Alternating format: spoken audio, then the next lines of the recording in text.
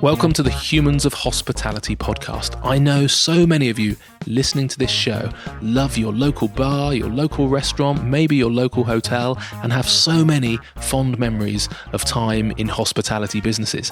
This is the podcast where we get to chat to the human beings behind the scenes of that industry. Maybe the chefs or the bakers or the coffee roasters or the gin distillers or the craft brewers or the entrepreneurs, but all doing an amazing job of making sure that hospitality stays interesting and the big, dull, formulaic brands do not take over our high street. Please enjoy the show.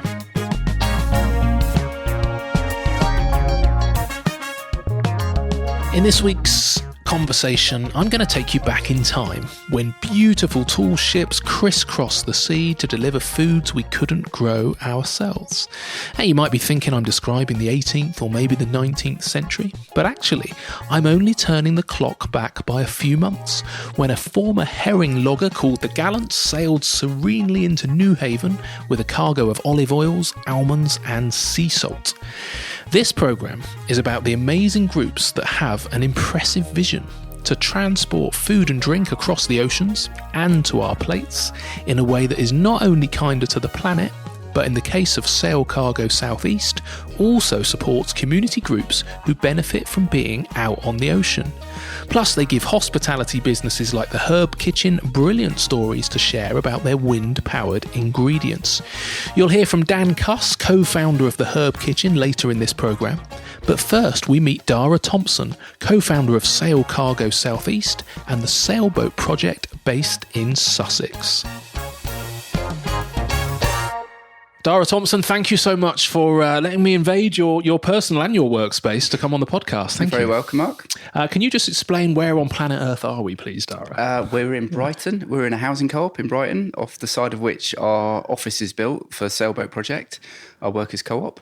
And it's a stonkingly hot day. It is, isn't it? And we found the coolest room. Yeah, it's roasting out there. Hottest day of the year so far, and I'm in sunny Brighton. So thank you for sparing the time. Really looking forward to learning. Today's is going to be a fascinating conversation. So all about sailing, which I used to do a lot when I was a kid. Great. But also, how our kind of produce and cargo gets moved around the globe. So really looking forward to coming into the details of that. But I always like to go back and find out how these journeys started a little bit, I suppose. So certainly community organisations, community projects, that's something that you've been involved with a long time, I think. How did that start for you? What was your first experience of community projects? Oh, that is a long time ago. For me personally, living in Yorkshire after uni, I got involved with lots of different kind of community activism, environmental, housing stuff, and that kind of led to a route of getting paid work, basically, and ended up supporting different community groups to kind of get themselves established, work out how to get funding, how to plan their work. And that kind of then led to working with different refugee community organisations in Manchester. I'm quite a visual person. I quite like visual things. So I designed quite a few resources with groups, like how to set up a refugee community organisation kind of thing, but do it really visually. Obviously, you're working with a lot of people with English as a second language, and threw myself into loads of that kind of work, really. Amazing. How long ago was this? Oh, this was like 97 until I moved down here, which was 10 years ago, which was like 2009. Yeah. So 20 years ago when it all started. And lots of useful stuff to learn from that experience from lots of other skilled people about how to set up and run a small community organisation, basically. Excellent. Okay, well, we'll come on to what that now means. But then at some point there was also a leap into an interest in sailing and water sports. Where did that come from? Well, I'd been living on my narrowboat up in Yorkshire, and a few of us went off on a sailing course in the Western Isles of Scotland and were completely bitten. It was absolutely amazing experience, like wild nature. We all were fairly familiar with sort of being on the water a bit in engines. And it was quite a rough weekend, and there was a gale. And the guy, Robert, our instructor, was like, well, you're quite a good bunch. We'll go out into a little bit of it. And it was just really awesome. And I just, from then on, was really hooked on the idea of sailing and living on an island, like a way to get around really and explore. That's an unusual way of selling it to you. I remember being out in a gale on a sailing boat once and just puking for 2 days and thinking I'm never going to go on a boat again. But that actually encouraged you to... I did puke quite a lot on that particular day. And you still liked it? Bloody knuckles and everything. But when you're with a bunch of mates who are looking after you and like that sense of what you can achieve, like we got from A to B past all these rocks with all these waves and stuff, it was amazing. And then it just sort of cleared. Obviously, Robert, our instructor, like really knew his onions and was looking after us. But we ended up at the end of that day at the top of Jura, the Isle of Jura, the Gulf of Corryvreckan, and watching all that. I mean, just nature in its most awesome kind of setting. And I've got to ask quickly, because I always wanted to try and convince my wife when I lived in London that we should live on a narrowboat on the Thames. That was always my dream. How tall are you, Mark? She wouldn't let me. Yeah, not very, but 5'10". Is that part of it? So what, life on a narrowboat, how long did you live on a narrowboat for? 12 years. Did you? What's it like? I'm going to try and use this to convince my wife, or maybe not. For me, it worked really well because I wanted kind of a base, but I knew I didn't want to be settled in any particular town. So that was the selling point for me. Back then, it was really cheap and affordable. It was quite a good community, and you need something done. You kind of work out how to do it, really.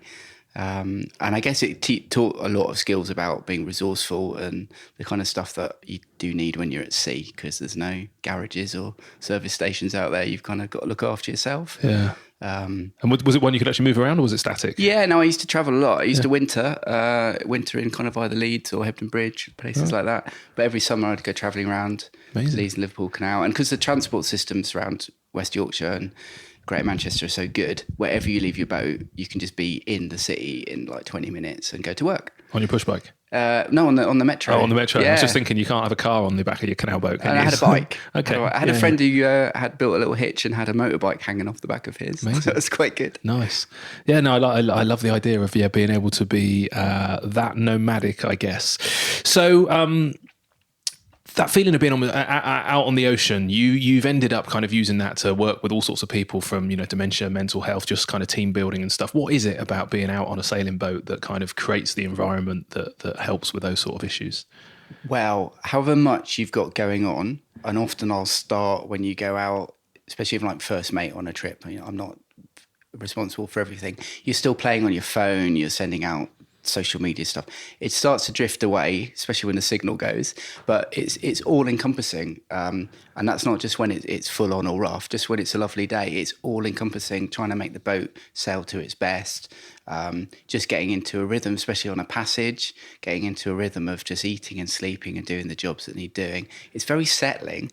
And with a lot of the groups we work with who have different mental health issues or levels of anxiety or just like crap going on in their lives, to just have a bit of time away where you're not going to see a billboard, you're not going to see traffic, it's just a completely different world, and it only has to be a mile or two offshore and it feels like you're in another world, really.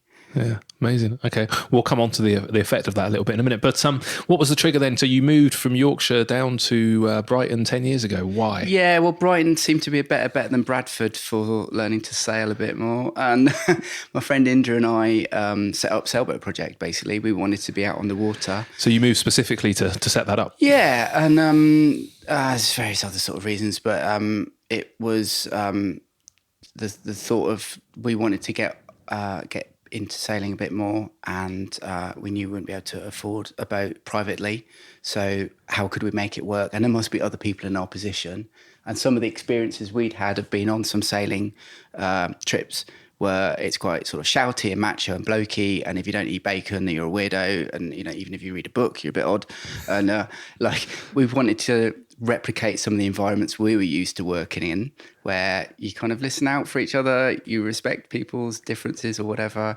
and you don't stand out just because you're vegan or veggie or something. So this is what we had in mind. Surely we must be able to create something here that we could work with, and that's where the idea started. Just a chat over a few pints, and off we went. And when I moved down here, I bought a Hobie Cat, which is one of the crazy little racing catamarans on the seafront at Brighton. I know them well. Great fun. A complete nightmare to sail. They're bonkers. But really fun. Fast. And then we bought a fleet of about 30 inflatable kayaks. Did you? And started doing some weekend kind of residentials with different groups of people, just getting used to us working together what it's like working with water, because one of the things we thought was potentially a lot of risk. Are we up for this? It turned out we absolutely love it. That was fine. And just using it as a tool with different groups, doing, getting people together for a weekend, blowing up these kayaks, paddling on Newhaven, for example, on the meanders, and doing various other activities, and finding out that it seemed to do quite amazing things to people. And how were you funding that then? So Sussex Community Foundation definitely were really helpful at the beginning. We got lots of little bits of startup money from everywhere.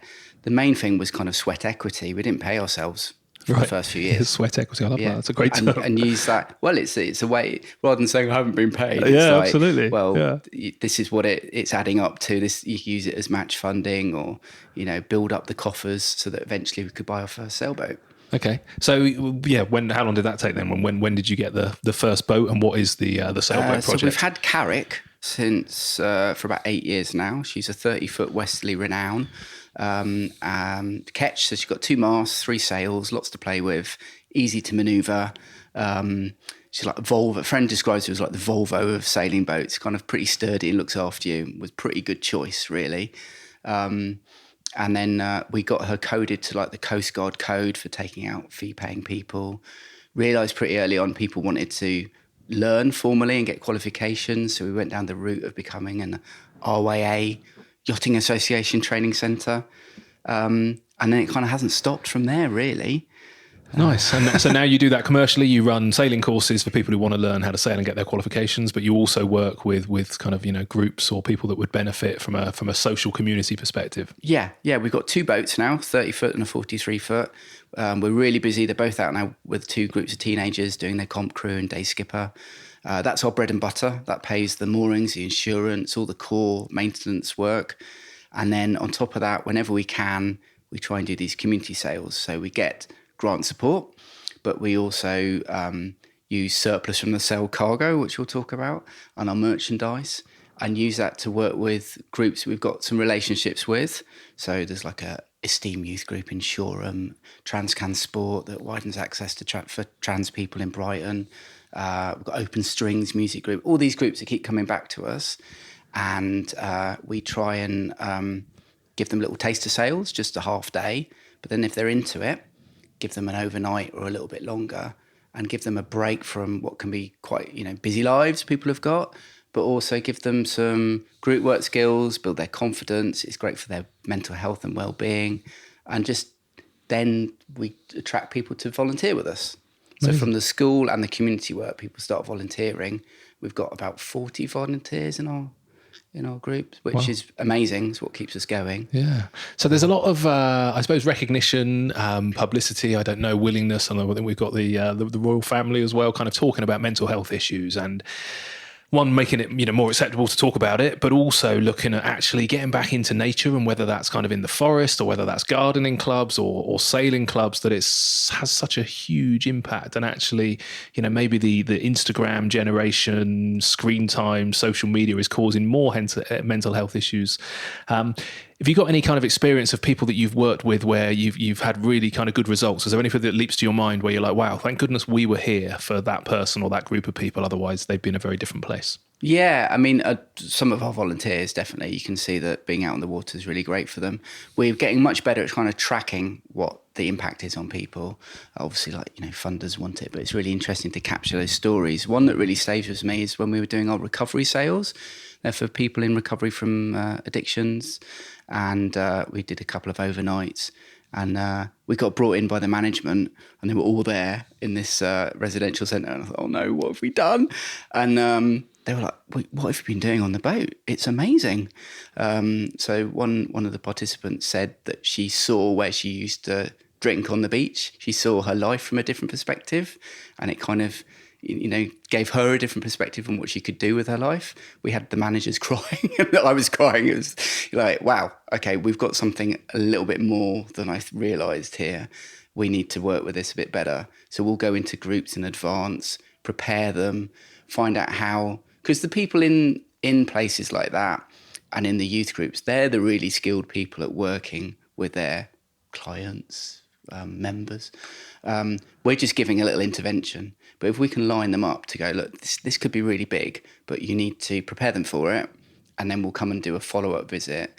But we're just doing a little intervention. You're the amazing people who are working with us day in, day out. But we think we've got something valuable we can offer. And people seem to get it. Amazing. Yeah, I think it's fantastic. And you know, I'm a big believer in the just get people outside into nature, and it's transformational. Yeah. It's got to be better than giving people drugs and putting on my antidepressants and doing all that kind of stuff. It's like, we invest in the, trying to solve the problem or treating the effect rather than the cause too often, I think, don't we? So just get people outside. So that alone would be awesome and a great justification. But it would be odd probably that we were just talking about this on the Humans of Hospitality podcast. Because this fundamentally is about our food and our drink and restaurants and where anything to do, I suppose, with where our food comes from. So sail cargo, off of the back of this, randomly, most people would have thought I like sailing, but kind of gone and got a job and kept it as a hobby. Some people then go and create a business teaching people to sail. Very few people then go, look down there's a load of empty space. Where does the sail cargo idea come from? Well, one of our core founding aims was about widening access to the sea. So that's what we've kind of talked about. But it was also about sail transport of people and cargo. So sail transport people, just to clarify, is people that own free will, using sailing as a way to get around without flying, and the idea that goods could be moved around as well, and reduce that environmental impact. So when I was doing like environmental activism in the 90s, there was a Kyoto Protocol in 1997. They totally exempt flying and shipping from it. Because they couldn't agree which country was eligible for the emissions. And yet, global shipping, I can't remember all the facts off the top of my head now, but has a huge, significant amount contribution to global CO2 emissions, but is exempt from that protocol. So they just burn any old stuff, bunker fuel. And the industry is trying to sort of wise up, but it's all voluntary code. And it's like, well, what can we actually do about this? A lot of our food is moved not huge distances, but is coming on lorries. Is there anything we can do with the fundamental systems? And I'd been following for a while a thing called the Sail Cargo Alliance, which we're now part of, and watching these different ships come online, some of whom were restored old vessels, some of whom were new build, like the Greyhound, which were then starting to move cargo about by sail with their sailing passenger activities. And I'd found that very appealing, but we were quite busy setting up the centre. Eventually, in the autumn of 2017, made it down to a Sail Cargo Alliance meeting in Douarnenez. It was a room full of about 45 people, captains and producers and brokers, and there it all was, all sort of bubbling up. And what I took from that meeting was there's a lot of ships, and there's a lot of other ships coming on board. There's a lot of great products. They're not shifting them enough. And maybe rather than playing with a new boat, what we need to do, based in Brighton and Hove, is tap into a good customer base and start with that. So that's basically what we've been doing the last 2 years. While we do have our own plans for our own vessel, hopefully crewed by some of the community members we work with, what we've been pushing the last 2 years is bring in some of this amazing stuff, olive oil, olives and the almonds and the wine, and just trying to get that word out to people and sort of normalising it, really, which we're sort of getting close to. Okay, well, we'll come into the detail on some of the products to start with. I did hear it was quite amusing that you tried to get to that meeting by sailing over there, didn't you? But that didn't really work out. Is that right? Yeah, well, we wanted to take our boat, Jalapeno, that we'd just taken on, nice fast boat, and it was pretty gale conditions, but we plugged on until about not far off Portland. Decided to turn back. It was a little bit too punishing, which was a shame. But we had a boatload of 6 of us on board, all to go down to Douarnenez. But in the end, I just shot over on my own on the ferry. Oh, really? Okay, you did have but we were determined to get there and find out what was going on and get a bit more involved. And quite an eclectic bunch of people, presumably, in there. You had all sorts from the captains of the boats through to the suppliers, through to the brokers. What was that sort of meeting like? What was the energy in the room? What sort of people were there? Well, it's just amazing, really. I mean, there's you've got kind of your originals, I guess, like the Tres Hombres Shipping, who've been taking their boat Tres Hombres down to the Caribbean for about 12 seasons now, bringing up rum and cocoa and everything. Some amazing people who've got some real vision, and lots of strong personalities, and people are really, really committed to, because it's really hard work to make this happen. There's like a lot of strong commitment, really. Not only, especially if you've got a large boat, that you're restoring or building from scratch, that's a whole project in itself, really. Yeah, because did I read, is it Tres Hombres that's got, is it 1870 ship or something like that is the year it's from, or was that one of the other companies? That might be I can't remember how old Tres Hombres ship is, but their other boat, Nordlis, is something like about 1870, built That's in the Isle of incredible. Wight. Wow. So, you know, as you can And imagine. still operating, I'm going to say, use the word commercially. I don't know. We'll find out on the and both viability of of those that, I boats, suppose, but they don't have an engine. They never had. that's amazing. So there's a lot of skill involved in there. Great way of keeping them used. So these people are motivated, predominantly by how to transport cargo in a way that doesn't have an impact on the environment. Is that where it starts from, or are they motivated by just wanting to spend their life at sea? And how can they fund it? Obviously, everyone's got different things that all add up. But I think in the Sail Cargo Alliance, it's about having a climate solution. People now talk about climate emergency. They're kind of getting the strength of what's going on is starting to hit people, but the writing's been on the wall for quite a long time. I've known about it since I was in my early 20s. And I think people are motivated to do something practical, a practical solution that people can get involved in. And the way I think about it as well, if we are going to hell in a handcart, which is kind of what the writing is on the wall, we may as well have some fun on the way and learn some new skills and meet some new people rather than just despairing. And is the primary impact of I suppose our network of ships and moving cargo around the world, is that predominantly a burning fuel issue, or is there other sort of pollution that they're creating and problems they're creating? Do you know? What with the big shipping? Yeah. Oh God, there's all sorts of issues with it. I mean, from a point of view of a sailor and a Solent, they dredge the channels so the largest boats in the world can get in. What impact does that have on, there's marine conservation zones, but if it's large amounts that's been dredged, what does that do to whether it's where fish breed or eelgrass or any of this stuff, who knows? There's major impacts all over, really. But then it's a systemic thing as well, though, isn't it? So you're bringing in large containers full of loads of stuff that we might not necessarily need. You've got really large systems like the big new docks at Tilbury, massive infrastructure. Is that really an appropriate way to go, really?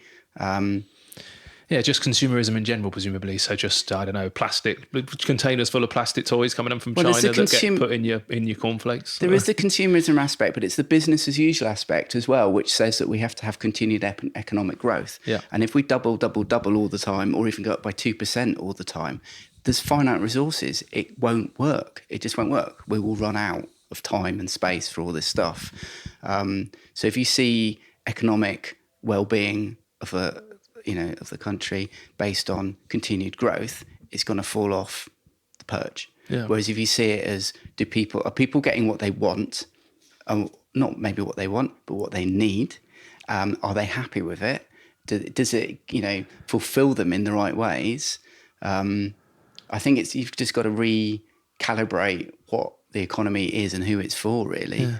So I would presume then, and tell me, is the Cargo Alliance more about, rather than transporting stuff we don't need, like small plastic toys that get sold on Amazon for kids and then used once and thrown in the bin, or fancy dress costumes and all that kind of like highly disposable rubbish now that we seem to go through? Is it more about transporting great food and drink? I think there's different things in different places. So if you look at, there's a project down in the Polynesian islands that's moving stuff around because the big ships just aren't coming there anymore. Fuel costs and everything, and that could be moving house, bringing a motorbike in. That's just fundamental survival. And then you've got other boat projects that deliver medicine to areas where there's like in Indonesia, and then you've got the stuff in Europe more close to home that we work with. I think, yes, it's about kind of good quality products, but the way I see it is things we can't grow on these islands that I'd still quite like to have. So olive oil isn't essential as in the end of the world if it's not there, but it's just down the road in Portugal and Spain. It's not too far away. It's not going to go off if it takes a week or two to get here. We can't yet grow it in these islands. So it seems really sensible to try and bring it here. But then you get to the next level. If we're moving more towards kind of a more plant-based diet for people in terms of impact on the planet, then does it make sense to bring loads of lentils in from China? Or are there other kind of high-protein meat substitute. I don't mean like fake sausage Processed rolls, stuff, but actual high protein ingredients plants, yeah. that are growing in Spain and Portugal, for example. And that's something like one of our volunteers, Karen, is looking at.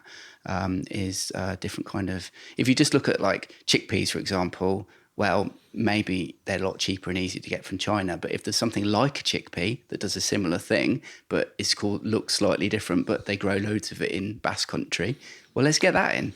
Yeah, I find it amazing that things like lentils and chickpeas and certain dried beans are literally a global commodity that are stored crazy, in warehouses Yeah. sometimes for 3 or 4 years before they get shipped around the world. But it's not an expensive product. Just pay a little bit more and have something that's fresh and from that year. And yeah, if you can bring it in by ship without any emissions directly from the farmers, sounds exciting. I've never heard of it, but I think this is such an awesome concept. Well, we get really used to, like, if you look on most kitchens, you're going to have some of the kitchen, you're going to have a jar of red lentils or a jar of chickpeas, some sort of standard things.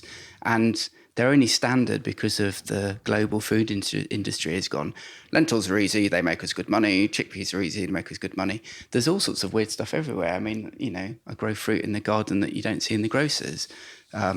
This should be more normal. Definitely. There's a company called Hobbidods, actually. Have you heard of Hobbidods? Yes, we've got their baked beans. Yeah, I haven't. I need to get them on the podcast. They're quite a way away. And again, that's a good example. They're not baked beans. If you want beans on toast with a hangover, they're not really baked beans. Yeah. But they are beans in sauce in a tin that can be used for your dinner. So and they do a range of awesome grains and pulses and stuff that we're kind of getting lost that we can actually grow in the UK, which I think is exciting. But you can still sail them down from. But there will always be things, at least for the next few years, that are going to be difficult, like olives, almonds, all these kind of things. Yeah, I run restaurants and we try and buy local, and we support the kind of concept of buying within sort of 35 miles, and we're surrounded by the ocean on one side and the land on the other, so there's not much we can't get. However, you would get bored of kind of butternut squash and pumpkin at certain times of the year, and you'd miss having some decent salad and some tomatoes and stuff. So there is stuff definitely that you want to be bought in January and February, I guess. And it's getting back into seasonality as well. So I was really excited a few weeks ago when there was sweet corn in our grocers,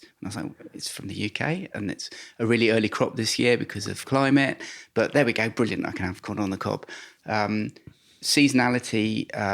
Okay, the olive oil will keep for a year, but the idea that a ship arrives at a certain time, get in and buy what you need for the 6 months, is kind of getting us back into those sort of rhythms, I think, and it's fun. It is, yeah. No, it's exciting. It's great. So it's the Sail Cargo Alliance is global. Is that right?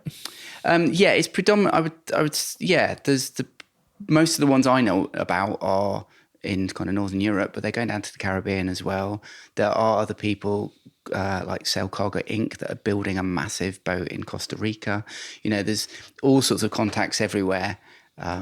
Have a look at the Sail Cargo Alliance website and see all the different people. Yeah, we'll have a look. So when you come across them, and are they already supplying the South Coast, or was this all this stuff being moved around, but there was no real market here? Or? Well, there's been a lot developed over the last few years. So one of the sort of key people that we work with is New Dawn Traders with Alex Geldenhuis, who's set up the kind of concept of port allies in different different ports.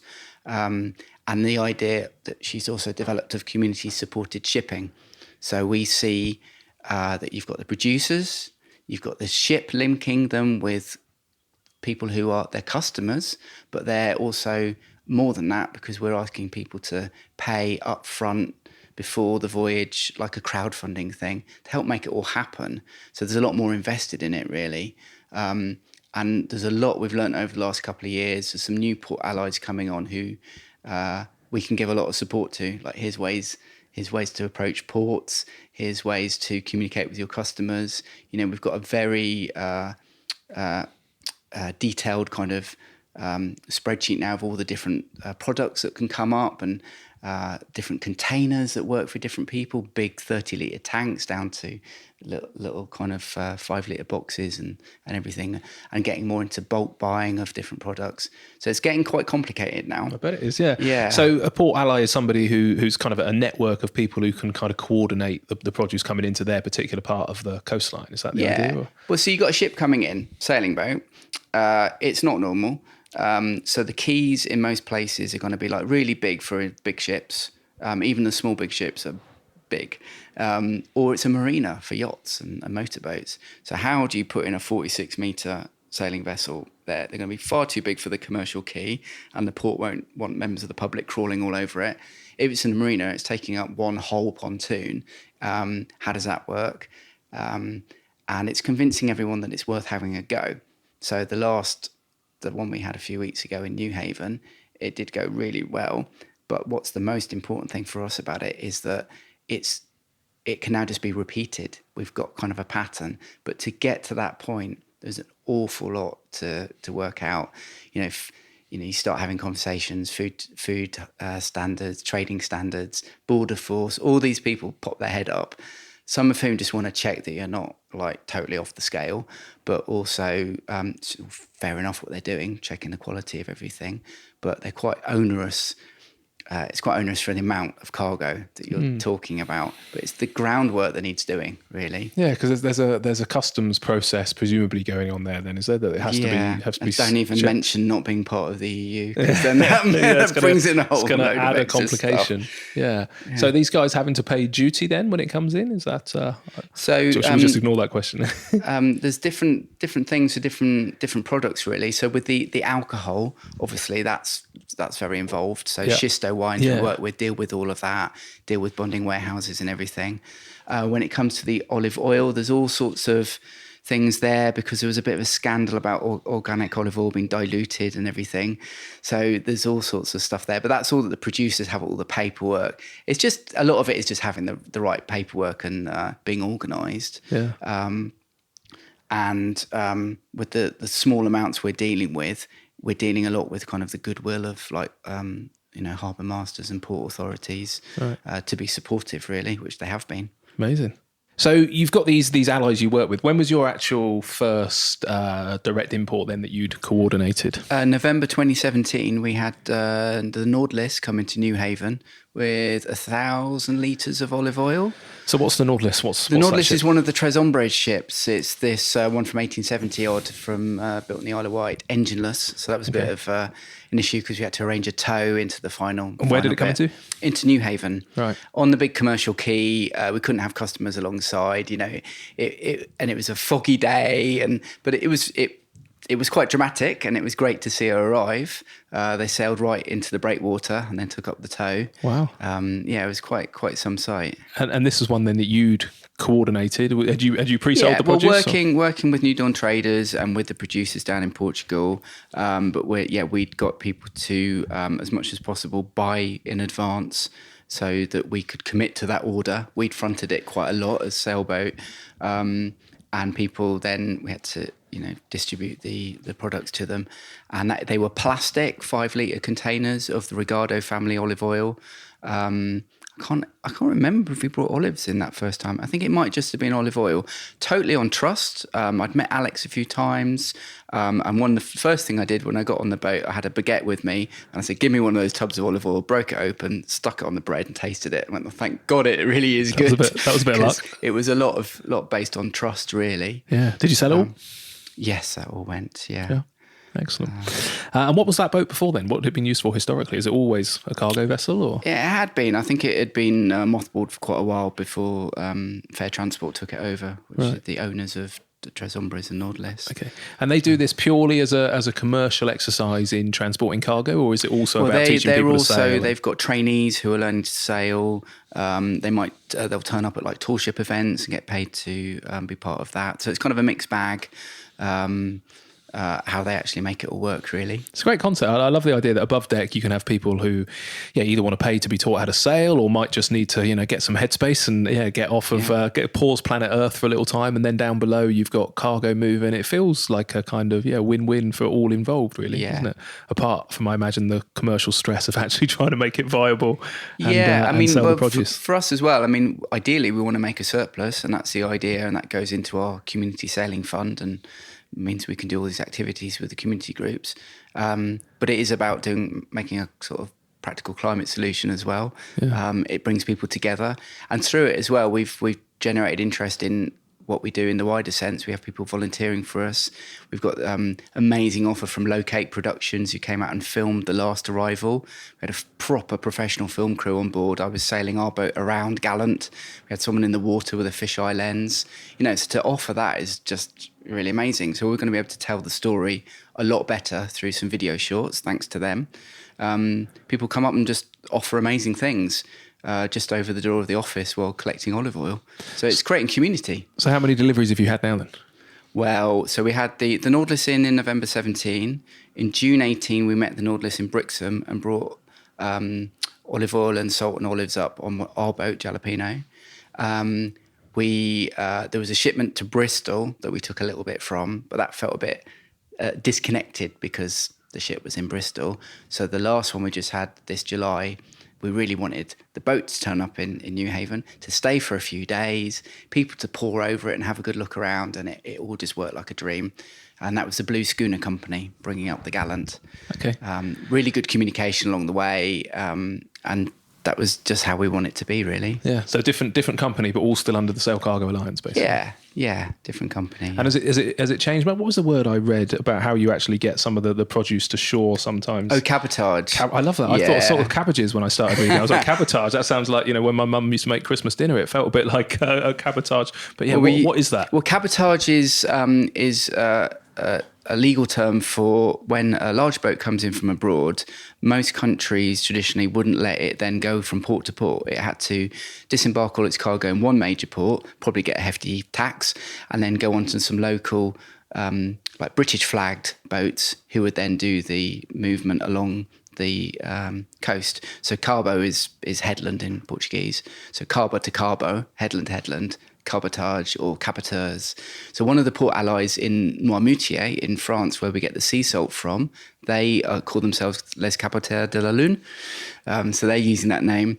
When we transferred it from Nautilus to our Jalapeno, that's an act of cabotage. So, and we thought that sounded quite nice. Well. Yeah. So that's what we went with last year. Bringing it back. So the first delivery that comes over is just olive oil. The Gallant is the most recent one. Is that right? Yes. And what came across then? You've extended your range quite a lot. Yeah. So we had when we did the cabotage, we had some sacks of almonds, and we've had some really good support from like sort of food safety in Brighton, the trading standards and everything. But what we realised, it'd make our life a lot easier if we had prepackaged stuff.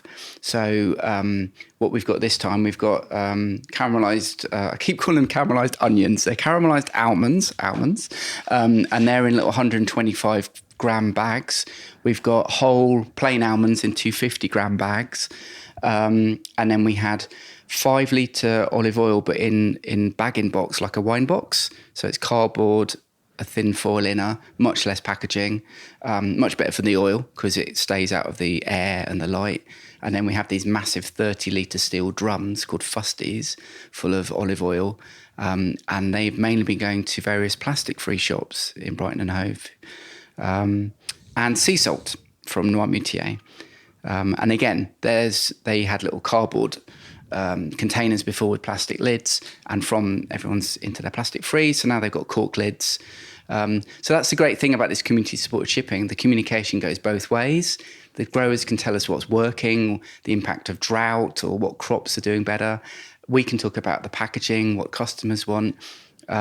And the ships can say what actually they can carry easily and what doesn't get damaged. So everyone just communicates, really. Nice. I was going to ask then, so yeah, is this being, is the sort of stuff you're selling what the consumers say they want, or are you still at the point where you need to kind of rely on what the producers want to export? And if the consumer wants a certain thing, how on earth do you go about finding someone who's kind of happy to stick it on a ship? Well, there's an awful lot more products that we could have brought. We're just a bit wary of spreading ourselves a bit too thin. And we concentrated mainly on the oil. There were loads of other products like tapenades and dried fruit and various things, but we just thought for us, we're trying to run a sailing school in the middle of summer, so trying to keep it a bit simpler. I think what we need to do now is go back to our customers some point soon and go, here's like the full range we could be doing. What else are you interested in? Especially some of the bulk things that the shops might want. And then also this autumn, in October, we're taking Jalapeno down to Spain and Portugal. And part of the idea is to actually meet the producers and see what else there is. So this is your vessels that you use for teaching sailing? Yeah. Okay. Yeah. Got much space on those for cargo then? Not very much. Not on a long trip when you've got about 6 people. You've got to think about the weight and everything. We'll bring some samples. Enough definitely. for lunch. Yeah, we'll bring samples. But it's time we met them and met the people really and saw what else there is. Like I know when I'm in Portugal, one of the things I like is like the dried date cakes they have with almonds in. I mean, to bring them up in that form, people would love them up here. And they're basically, you know, your raw energy bars that you get. I mean, that's the original raw energy bar, really. So they're getting from Aldi. You could get them from us. Yeah. And great wine as well. I just cycled across Portugal about 8 weeks ago. So I cycled from the north to the south, 500 miles. Did you go miles. through the Dhara region? I don't know where I was, to be honest. I was just concentrating on breathing and pedaling. I was exhausted, but I was amazed what a beautiful country it is. And much more lush, much more green than I was expecting. Yeah. But also everywhere we stopped, just really beautiful wine. That's probably the main reason why I can't remember. So it'd be good to understand a little bit more about who buys the stuff, I guess. So sneakily through the powers of wonderful technology, Dan Cuss has joined us. Dan, hello. Hi, Mark. Hello. Thanks for sparing the time. Absolute pleasure. So Thank you are co-founder of a catering company, the Herb Kitchen. Is that correct? That's correct. Yeah, So I mean, what does that do? myself and good friend Will, we were chefs, always have been, and started working for event catering companies about 4 years ago, just because we wanted to get out of the restaurants, long hours, not enough money, etc., etc. So kind of started working self-employed chefs for events catering companies, thought we could do something better. So we wanted to bring our take from the stuff that we learned in restaurants over the years to just to kind of refresh the world of catering and events. And when we can, try to slip in fun little projects called stories currently. So chapter 1 through to 12, each one focusing on kind of a different farm, what they produce. And along comes a guest chef from around the world that we want to collaborate with. And it's a kind of an idea, shared ethos on kind of wanting to just create a fun event. We sell tickets, people come along, and it's a good time. So where do you host those then? Because you don't have your own restaurant? Kind of previously, we did one at Tilling and Wine, so that's near Rye. One in Lewis with a couple called Robin and Nakuko. They grow amazing Japanese vegetables. We use them all the time, and I've got some sea buckthorn berries just down there for you to try that were picked about 3 o'clock in the morning. Wow, amazing. So everything we try and do is kind of, the ethos goes back to fresh, local, as sustainable as possible. Nice. Were you working in the kind of venues before that allowed you to really care about where you sourced your ingredients and the supply chain you use? Yeah, kind of. Always had a bit of a say, but this time it's kind of, especially where we are in Sussex, there's just so much produce. We're surrounded by great people doing great things. And why is that important to you, where it comes from? I guess that kind of carbon footprint, locality, freshness of ingredients, it just makes for a better product. We don't have to tamper too much to get great results. So we can rock up to a wedding. Essentially, what we do is mostly wood-fired cooking. So we've got all sorts of great bits of kit, from big kind of stainless steel tables with hooks and chains and all these kind of fire pits. There's a lot of meat going on. Some people don't. Don't tell Dhara. Don't tell Dhara. You're going to get in trouble. Yeah. But we do vegetables as well. Excellent. Okay, he's happy. Yeah. But the whole vibe is just kind of local. We don't need to do too much to the product, and it just tastes great. And kind of just, again, we're carbon neutral. The way we want to be heading is that kind of, we want to minimize plastic. It is tough, but anything that can make us be a more sustainable company, from the kind of ingredients we use to the people that work for us, just to kind of, I think that's becoming increasingly important in more and more kitchens, which is exciting. So how do you come across Sail Cargo then? Where did you hear about them? So a good friend of mine, Miles, who did all the graphic work and logos for Sailboat Project, he lives in Brighton. Good friend of mine, so he said, this is something you guys should look at. So we had a look, instantly kind of attracted to kind of the sailboat produce and what they do. I did quite a few events with similar restaurants, one called Silo, and they have their complete zero waste. They don't exist in Brighton anymore. They've just shifted to London, but their whole ethos was zero waste, use everything. And again, that same ethos of locality. And if you can't use local, like I guess the olive oil, but you want to use olive oil, make sure it's got to you in a better way. Yeah, perfect. So what do you buy from them? So mostly olive oil. At the minute, we're so busy, we're probably getting for about 15 litres a month and a half. Something like that. Something like that, like 15 litres. So yeah, regular Dhara's popping in and get about 3 boxes, and that just sees us through really. And we use it in all sorts of stuff. Okay, so you could buy it from lots of places. We could. Do you get to tell us? So what's the benefit? Because I guess are you telling the story about where it's come from, and if so, we are. We the try reaction? to kind of incorporate that into our menus. So wind powered olive oil or carbon neutral olive oil. People always ask, what is wind powered olive oil? And I guess instantly you kind of think of a windmill powering. I'm glad you went there. I was thinking like wind powered beans. I'm Yeah, trying to think yeah, of exactly. what else. So I don't know what the we side can- effects of olive oil are, but okay, yeah. I'm Something with you. to kind of maybe look at and change, because it's like, how do we kind of sum up the way it gets to us and make Yeah. it sound cool? So wind powered or kind of carbon neutral olive oil. People always ask the question, why is it this? And we tell the story. People love it. Really? And that's just an element of what we try and do and what we try to incorporate into our menus. Right. Is it more expensive, presumably, than some To olive be oil honest, you could it's buy? not. It could be more expensive. Is that going to be bad? Dhara, I've just stitched you up a cropper there. It's great. And, compared to kind of other oils, it's like for us, it's great. We Wow. get for a lot, Amazing. obviously. That's the perfect scenario where not only is it a better product and it's got a better story, but often the compromise there is that you have to pay premiums. Yeah, exactly. And I think for us, the story is more important. Yeah. How it got to us, where it's come from, the farming process, the people, that a massive chunk of the money goes straight back to the farmer. There's that direct link. There's that story to tell. And I think we, again, want to run a business that's just stories, and we can just tell them by the people that are doing the hard work. Yeah, I think that, it's certainly the point behind this podcast is, for me, that's the point of hospitality is those of us on the front at the restaurant level or at the chef level are incredibly privileged, really, that all we've got to do is find these wonderful suppliers who dedicate their lives to whatever their niche of their product is.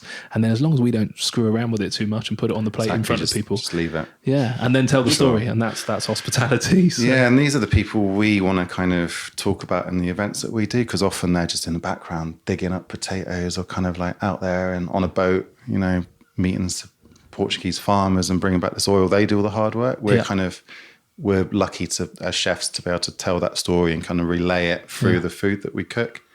So that it's fun.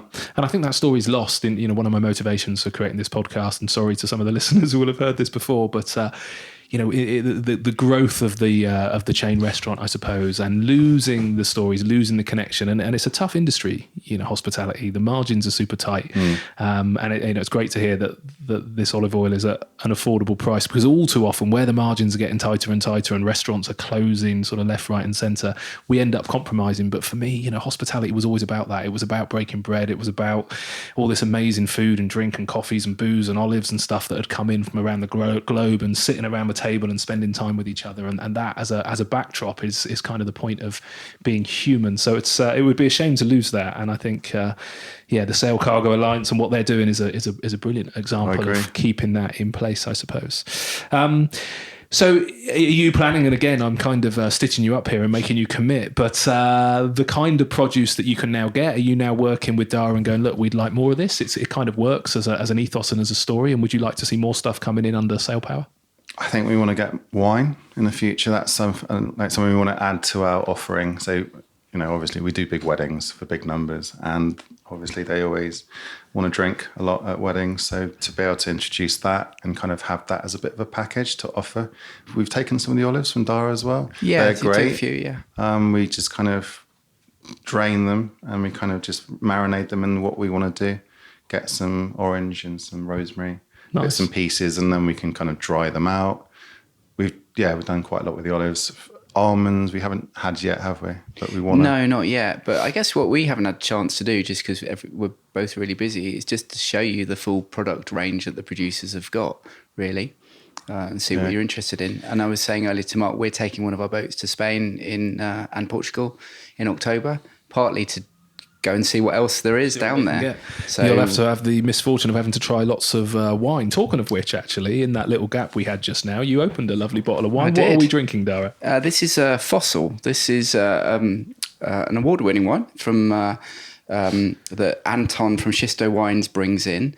I couldn't do the full story justice, but it is a wine that's grown on effectively like a wild vineyard. So there's a different kind of grape in each row, help to build in resistance from kind of pests and diseases. And rather than use loads of finings, it's kind of left to settle for 2 or 3 months. And I was saying to you earlier, I'm not a great white wine drinker, but this is really nice. It's kind of like very clear. Particularly when it's 38 degrees outside and I'm and it's just come out of the fridge. Slightly melting. So it's perfect. And is this just a sample or are you bringing this in commercially now? So we've working with Shisto Wines to just get all the T's crossed and the I's dotted.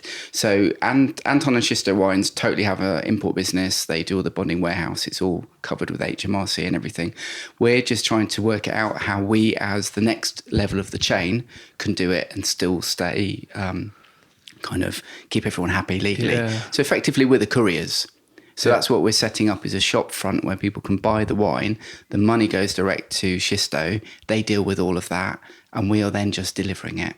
Like if you were getting some wine box and it would be a DPD courier or something. And we've chatted that through with trading standards and everything. We're just going slowly to make sure we get everything right. But yes, there is a backlog of wine waiting in Anton's warehouse that needs to be unleashed. Amazing. One day I'm going to do a podcast you'll be very excited to hear on the complexities of importing booze into the country and bonded warehouses and how all that works, because I don't think the consumer would have any idea about just what hard work is. Absolutely bonkers. I mean, it's set up for somebody who's bringing in container loads of spirits or wines. If you're bringing in, I mean, Anton brings in wine by the barrel and then he bottles it when it gets here. And the journey on the ship is partly what ages the wine. He's had instances where a port has been like, a barrel of wine. No, doesn't work. Yeah. You can't unload that here. Doesn't compute. And he has a bonded warehouse. And he has all of that set up. And they're like, no, that's what they did in the 18th century. We can't understand that. Yeah, so a lot of it is just cultural. Frustrating, yeah. Because a bottle of wine, say a bottle of wine's euro, pounds, pretty much, getting towards parity anyway. But comes into the UK, so you think you can go to Spain or Portugal, you can buy a bottle of wine that's not too bad for £1. Straight away, bring it into the country, £2.14 is the duty on that bottle of wine, and then 20% on the sale price. So you're up to £3.15. So then you've got another 70p. So a bottle of wine that you pay for £1 in Portugal has to sell for £4 here just to cover the costs, and that's no transport costs and that's no profit whatsoever. So everybody out there who's buying a bottle of wine for less than £4, realise that 95% of that is going to the tax man and very little of it is going to the person who grows the wine, which is tragic. And I could talk about that for another hour, but people A, would nod off and tune out, and B, we would run out of time. So going back to you, Darren, a little bit about the kind of customers. Is Dan a typical kind of customers? Are you dealing much with chefs or restaurants, or is it mainly direct to the consumer? So what are you doing now, and what do you want to start doing going forward? Well, it's a little bit like with our community sailing work, really. If we find a group that we like and we get on with and it's easy to relate to, then we make a connection and just kind of keep that going. So that's where we're at with Dan and the Herb Kitchen, really. It's nice to call by, and it makes it all enjoyable. A large part, we've got a growing customer base now of the plastic-free shops. There's we've got about 5 on our books who take the big 30-litre Fusties. Brighton, Worthing. We're talking to one in Lewis as well. So that's kind of growing.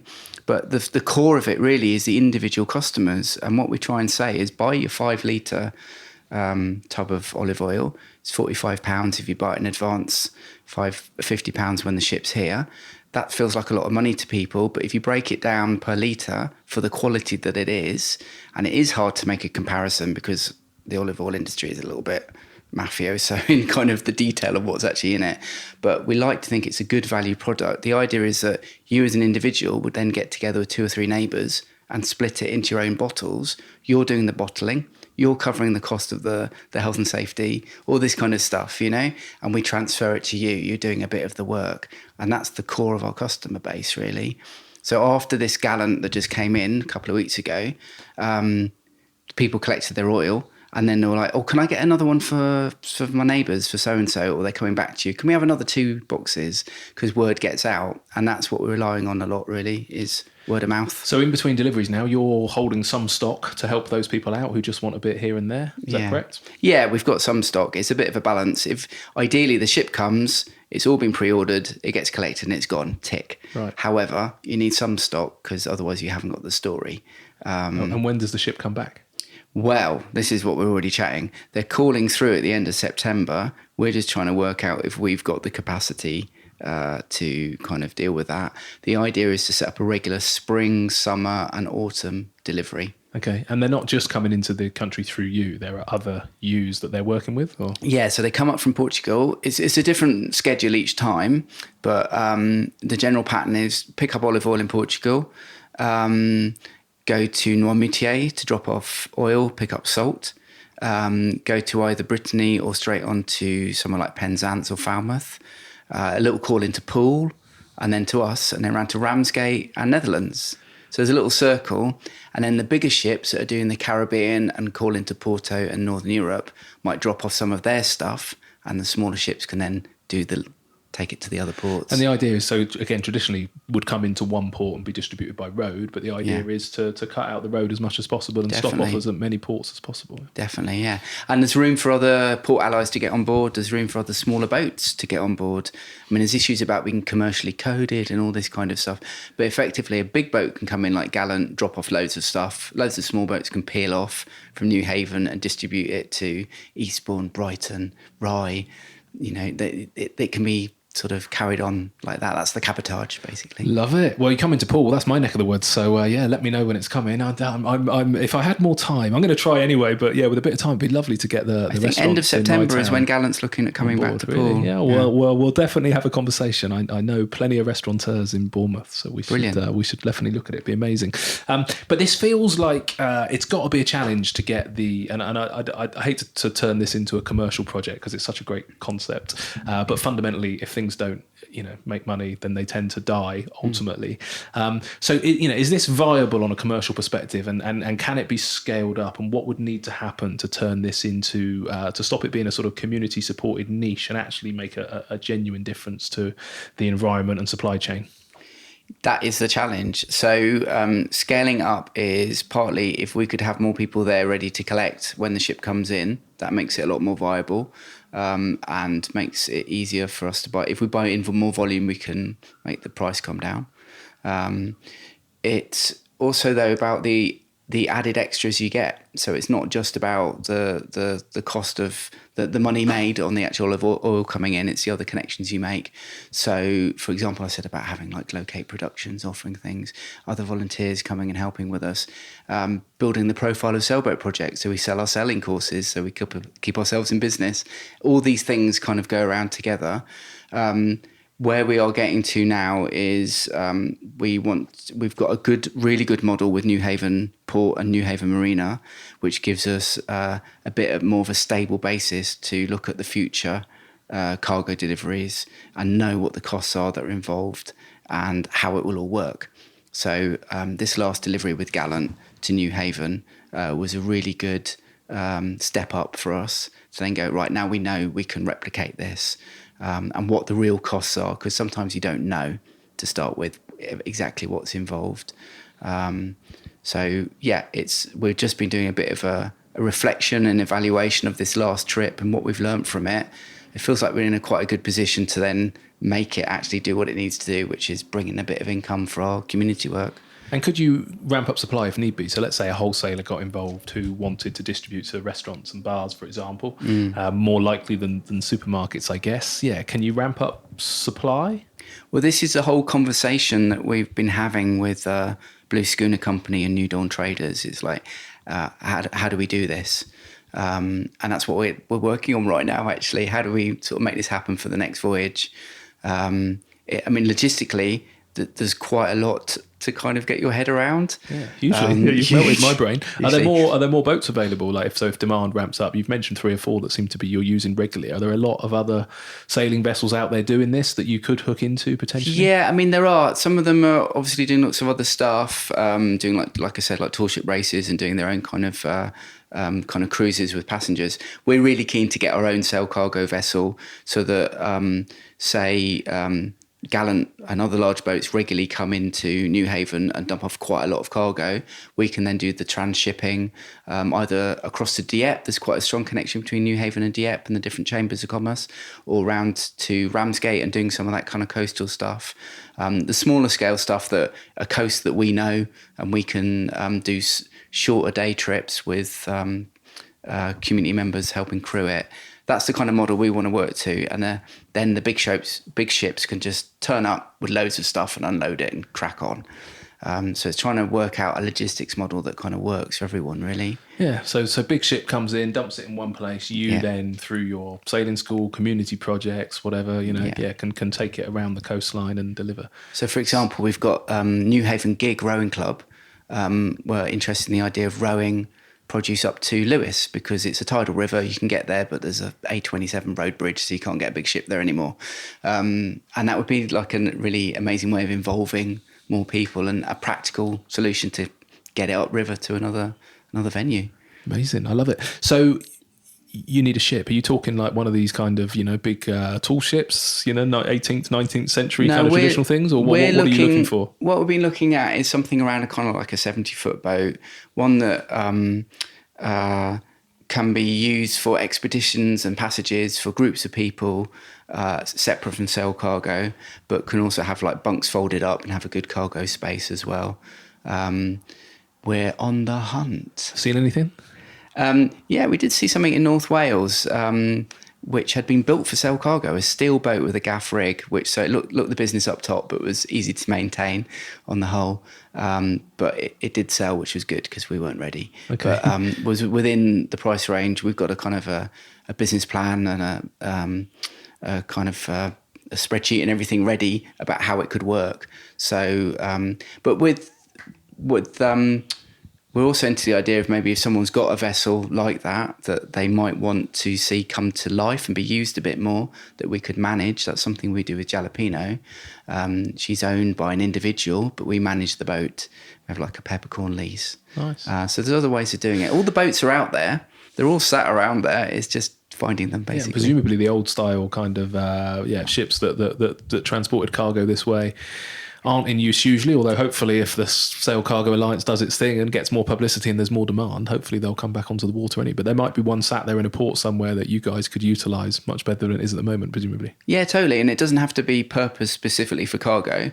There's lots of ways to kind of make down below work, really. And is there funding available? Because it sounds like, it's such a great idea that somebody should step in and support this. I'm sure there's some private people who might go, "Oh, that sounds like a great project." But you've looked into financing presumably through the lottery? We have. Charities? I mean, we about 4 years ago we got very close to a very big lottery funding application for about £90,000, and it sort of fell at the last hurdle, which was one of the best things that could happen because we weren't ready. But it made us come up with a business plan and think about it really seriously. We now, 4 years on, and having done quite a few cargo deliveries, feel a bit more ready for that. And that is part of the idea of this winter trip down to Spain and Portugal, meet the producers, but give a couple of us a bit of time away to actually make all of this work, really. And if people are willing to pay up front for the olive oil that they don't know an awful lot about until it's arrived, now they do, I think there's a bit more possibility to do a big crowdfunder mixed with maybe some grants to get our own vessel based in Newhaven in Sussex, that can kind of further these aims. Amazing. Dan, do you think that there's a demand from this? Presumably lots of chefs and lots of catering companies. Do you think that you can join any dots and assist?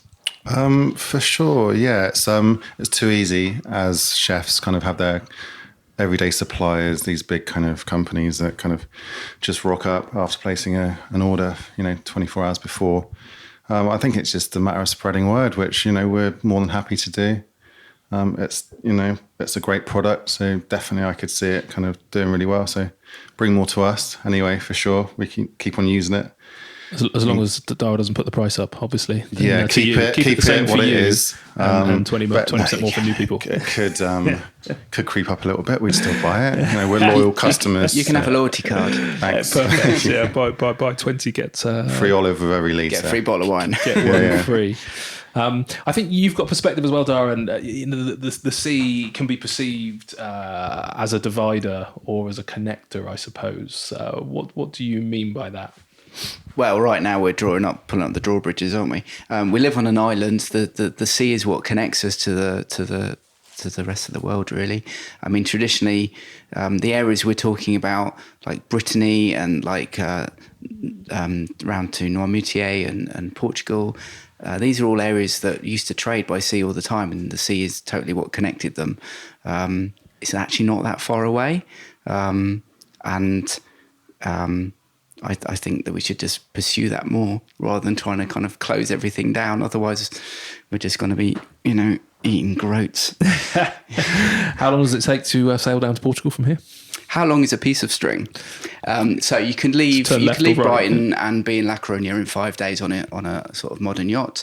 Coming back up can be a bit harder because they're generally northerly winds, so it can take a good 2 to 3 weeks. It all depends really on the conditions. The trick is in scheduling it,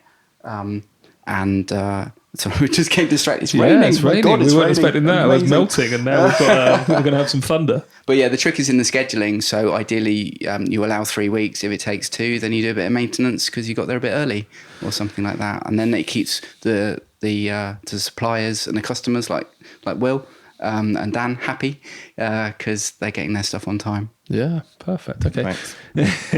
And you've got an amazing table of produce here. So we've tried some bits. I've tried some lovely, some olives, some olive oil, some salt. I've tried some wine. We've got almonds. So yeah, clearly a good range of stuff coming. And Dan's bought some bits as well. So we're about to snack. But amazing story. I could carry on, but we're kind of out of time. So if people want to find out more about the project and what you do and offer support, where's the best place for them to go? If people have a look at sailboatproject.org, you can also just Google Sail Cargo Southeast and we'll come up there. And if you want to find out about the Sail Cargo Alliance, just search them as well. They'll come up on any search. Amazing. And if they want to try the produce easier, Dan, come to one of your events, I suppose. But you don't just do private events. You mentioned you run these kind of story nights and stuff like that in other people's venues. Where's the best place for people to go to find out what you're up to? Instagram. We're quite visual, colourful. All the food you can see what we do at the Herb Kitchen, or website at the-herbkitchen.com. Come to one of our events. They're fun. That's kind of where we don't make any money, but we love to do. And then the rest of the time we're kind of busy away in the kitchen, getting ready for his and hers weddings or private dinner parties. So yeah. Amazing. That's where we are. Nobody's doing this for money. I'm sure we've all got to survive, haven't we? But the world of food and drink and hospitality, I think, is the point of our time on planet Earth, isn't it? So exactly. Share the love. Yeah, exactly. We'll just enjoy it. Gentlemen, thank you so much for spending the time. It's hugely appreciated. It's been an eye-opener and educational, and Dhara will definitely chat more about how I can sample more of your produce. But thank you for sparing the time. Thank you. Thanks, Mark.